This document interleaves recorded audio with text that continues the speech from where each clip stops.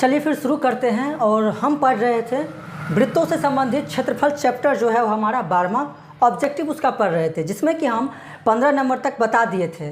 अगर आप लोगों ने वह वीडियो नहीं देखा है तो आप हमारे इस वीडियो के डिस्क्रिप्शन में जा कर के वहाँ से उस प्लेलिस्ट का लिंक वहाँ से पा सकते हैं। चलिए शुरू करते हैं और देखते हैं कि 16 नंबर क्वेश्चन क्या है आपके मोबाइल स्क्रीन पर। 16 में कह रहा है कि दो वृत्तों के परिधियों का अनुपात दे दिया है। क्या दिया है?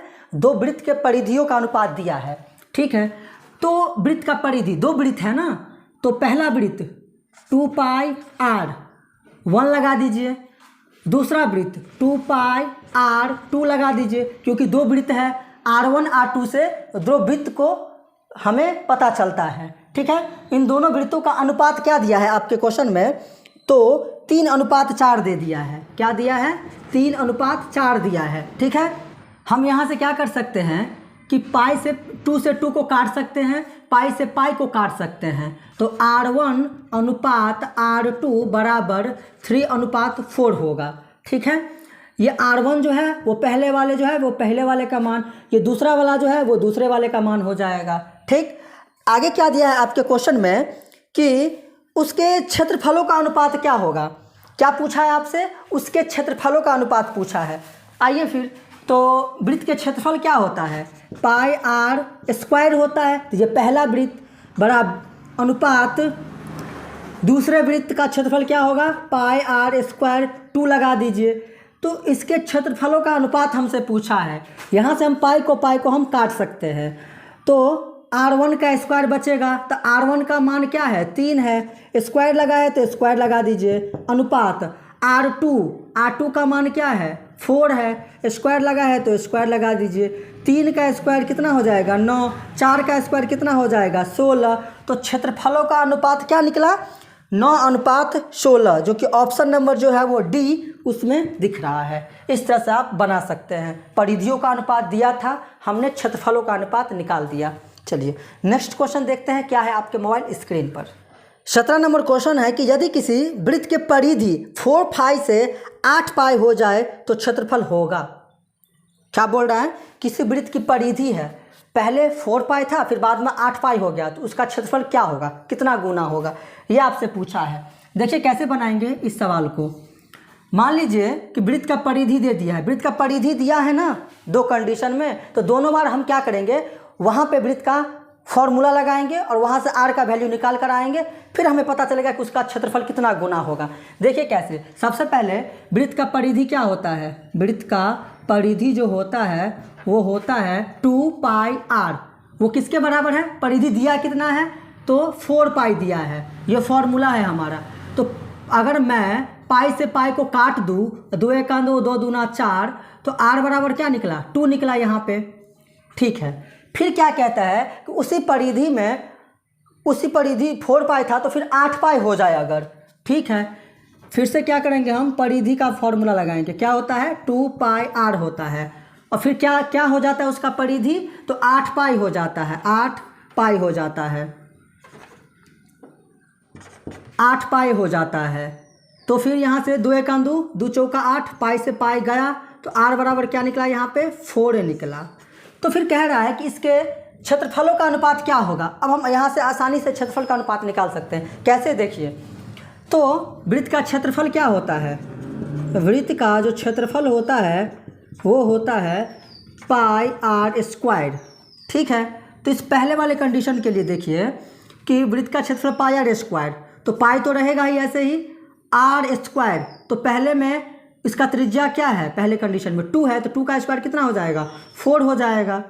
ठीक है, फिर यहाँ पर क्या देख रहे हैं हम दूसरे कंडीशन के लिए कि वृत्त का जो क्षेत्रफल होगा, वृत्त का क्षेत्रफल क्या होगा?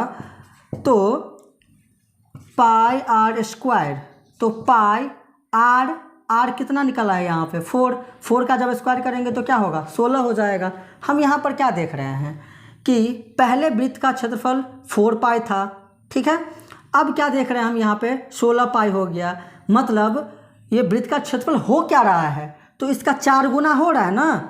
इसका कितना गुना हो रहा है? 4 गुना हो रहा है। तो हम कह सकते हैं कि तो ऑप्शन नंबर डी जो है वो हमारा क्या होगा, करेक्ट आंसर होगा। 4 गुना हो जाएगा, 4 गुना हो रहा है इसका क्षेत्रफल। इस तरह से आप बना सकते हैं। परिधि से हम क्या किए, दोनों कंडीशनों से हम क्या किए, आर का वैल्यू निकाले, फिर पहले वाले पुराने जो हमारे पास वृत्त का क्षेत्रफल था उससे कंपेयर किए नए वाले क्षेत्रफल में, तो हम क्या देखें कि इसका 4 गुना हो रहा था। अब वही हमसे पूछ रहा था कि अगर ऐसा परिधि हो तो उसका क्षेत्रफल में कितना गुना हो जाएगा, तो इसका क्षेत्रफल 4 गुना हो जाएगा। चलिए अगला क्वेश्चन देखते हैं क्या है आपके मोबाइल स्क्रीन पर। 18 नंबर क्वेश्चन जो है आपकी स्क्रीन पर, उसको देखिए क्या कह रहा है। किसी बाह्य बिंदु P से वृत्त पर खींची गई स्पर्श रेखा की लंबाई 17 मीटर है। ठीक है, देखिए कैसे बनेगा। कोई वृत्त है हमारे पास, बाहरी बिंदु क्या है, P है, उससे स्पर्श रेखा एक खींची गई है जिसकी लंबाई कितना दे दिया है, 17 जो है वो सेंटीमीटर दे दिया है। फिर आगे इसमें लिखा गया है कि अगर 17 सेंटीमीटर है तो फिर कहना है हमें कि P से उसी वृत्त पर खींची गई दूसरी स्पर्श रेखा की लंबाई क्या होगी।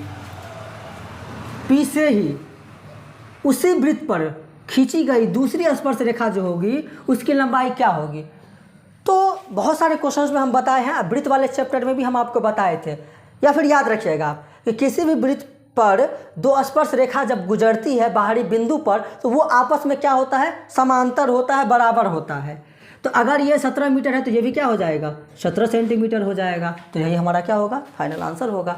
इस तरह से आप बना सकते हैं। चलिए नेक्स्ट क्वेश्चन देखते हैं क्या है आपके मोबाइल स्क्रीन पर। 19 नंबर क्वेश्चन कह रहा है कि निम्नलिखित में कौन वृत्त का क्षेत्रफल का सूत्र है। तो वृत्त का क्षेत्रफल का सूत्र तो अभी हम पढ़े थे, क्या होता है, पाई आर स्क्वायर होता है। किसका क्षेत्रफल, तो वृत्त का क्षेत्रफल होता है क्या, पाई आर स्क्वायर।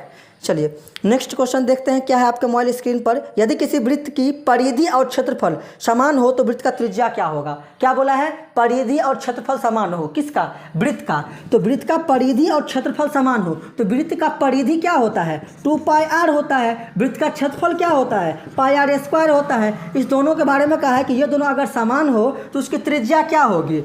ठीक है, पाई से पाई को अगर मैं काट दूँ, यहाँ पे 2 आर है ना, तो 1 आर से 1 आर कट गया, फिर भी यहाँ पे 1 आर बचेगा, इधर क्या बचेगा, 2 बचेगा। तो आर मतलब क्या, त्रिज्या। तो त्रिज्या तो निकल गया 2, तो यही हमारा क्या होगा, फाइनल आंसर होगा। इस तरह से आप बना सकते हैं। उम्मीद करते हैं कि आप समझ रहे होंगे हमारी बातों को। चलिए नेक्स्ट क्वेश्चन देखते हैं क्या है आपके मोबाइल स्क्रीन पर। चलिए 21 नंबर क्वेश्चन है। 10 सेंटीमीटर त्रिज्या वाले वृत्त की एक जीवा वृत्त के केंद्र पर समकोण बनाती है, तो उस जीवा की लंबाई क्या होगी। क्या कह रहा है कि 10 सेंटीमीटर त्रिज्या का एक वृत्त है। ठीक है, मान लीजिए ये 10 सेंटीमीटर है, तो इधर से भी ये भी त्रिज्या 10 सेंटीमीटर ही होगा ना। कहीं से भी, केंद्र से कहीं भी त्रिज्या खींचिए तो वो 10 सेंटीमीटर का ही होगा, क्योंकि वो वृत्त ही बना है 10 सेंटीमीटर त्रिज्या का। इसलिए कहीं से भी खींचिए तो वो 10 सेंटीमीटर का ही त्रिज्या होगा। ये त्रिज्या 10 सेंटीमीटर, तो ये भी त्रिज्या 10 सेंटीमीटर। ये हमारा एक क्या है, जीवा है। तो ये जीवा जो है वृत्त के केंद्र पर समकोण बनाती है, मतलब 90 डिग्री का कोण बनाती है। समकोण मतलब क्या, 90 डिग्री का कोण बनाती है। ठीक है, तो जीवा की लंबाई हमें बताना है। हम एक बात जानते हैं, क्या जानते हैं कि समकोण त्रिभुज में 90 डिग्री की सामने की भुजा क्या होती है, तो वो कर्ण होता है। तो जैसे ही ये बोला है कि यहाँ पर 90 डिग्री बनाता है तो ये हमारा क्या हो जाएगा, कर्ण हो जाएगा। ठीक है, इसका नाम रख देते हैं OAB। हमें इस जीवा की लंबाई ज्ञात करना है। कैसे ज्ञात करेंगे इस जीवा की लंबाई, देखिए हम क्या करेंगे कि AB का स्क्वायर बराबर, किसी को भी लंब किसी को भी आधार मान लीजिए, AB स्क्वायर बराबर OA का स्क्वायर और प्लस में हो जाएगा AB का स्क्वायर हो जाएगा। तो AB का स्क्वायर बराबर OA का स्क्वायर क्या है, 10 का स्क्वायर, प्लस में ये भी हो जाएगा 10 का स्क्वायर।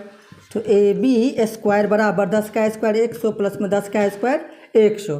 तो AB स्क्वायर बराबर 10, 100 और 100 कितना हो जाएगा, 200 हो जाएगा।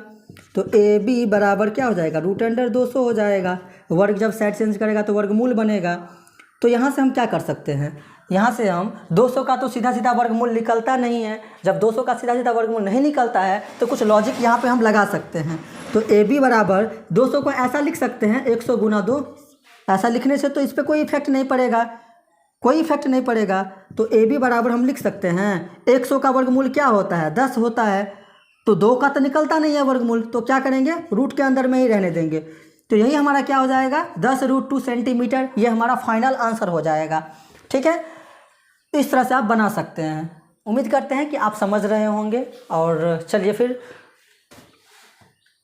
अगर यह वीडियो आपको अच्छी लगी हो तो इस वीडियो को लाइक कर दीजिएगा, और जो भी 10th क्लास में आपका दोस्त है उसे आप इस वीडियो को शेयर कर दीजिए। मिलते हैं नेक्स्ट वीडियो में। हाँ, अगर आप नए हैं तो आप हमारे चैनल को सब्सक्राइब कर दीजिए, क्योंकि आपको 10th क्लास का मैथ का जितने सारे ऑब्जेक्टिव सब्जेक्टिव का सॉल्यूशन होगा वो आपको इस चैनल पर मिल जाएगा, और ज़बरदस्त तरीक़ा से तैयारी होगी यहाँ पर। अगर आप MBD गाइड जो भी ऑब्जेक्टिव पढ़ा रहे हैं उसको आप कवर कर लेते हैं, फिर गारंटी के साथ कहते हैं कि दूसरे पब्लिकेशन का भी अगर आप बुक उठाते हैं, उसका ऑब्जेक्टिव बनाते हैं, तो फिर कोई दिक्कत नहीं होगा आपको।